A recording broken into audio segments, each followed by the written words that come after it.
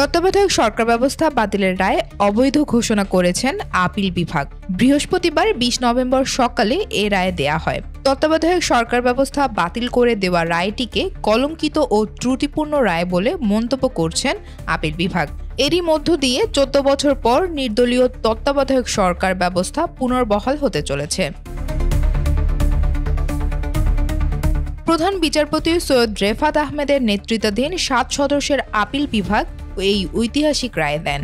Appeal বিভাগ বলছে, বর্তমান অন্তর্বর্তী সরকারের অধীনে ত্রয়োদশ জাতীয় সংসদ নির্বাচন অনুষ্ঠিত হবে, আর চতুর্দশ সংসদ নির্বাচন থেকে কার্যকর হবে তত্ত্বাবধায়ক সরকার ব্যবস্থা।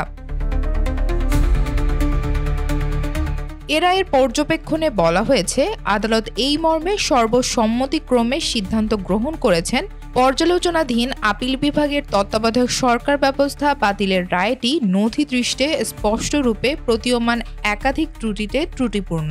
এ কারণে আপিল বিভাগের অতীতের রায়টি সম্পূর্ণরূপে বাতিল করা হলো। এর ফলশ্রুতিতে সংবিধানের ৪র্থ ভাগের পরিচ্ছেদ ২ ক এর নির্দলীয় তত্ত্বাবধায়ক সরকার সম্পর্কিত বিধানাবলী, যা সংবিধান ত্রয়োদশ সংশোধন আইন ১৯৯৬ সনের ১ নং আইনের ধারা ৩ দ্বারা সন্নিবেশিত হয়েছিল, তা এই রায়ের মাধ্যমে পুনর্জীবিত ও সক্রিয় করা হলো। রায়ে আরও বলা হয়েছে, পুনঃস্থাপিত ও পুনর্জীবিত পরিচ্ছেদ ২ ক এ বর্ণিত নির্দলীয় তত্ত্বাবধায়ক সরকার সংক্রান্ত বিধানাবলী কেবলমাত্র উক্তরূপ ভবিষ্যৎ প্রয়োগযোগ্যতার ভিত্তিতেই কার্যকর হবে।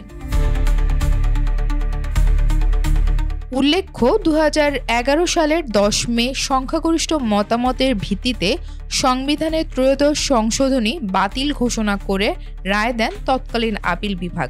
৫ আগস্ট সরকার পরিবর্তনের পর তত্ত্বাবধায়ক সরকার ব্যবস্থা ফেরাতে নতুন করে আইনি লড়াই শুরু হয়।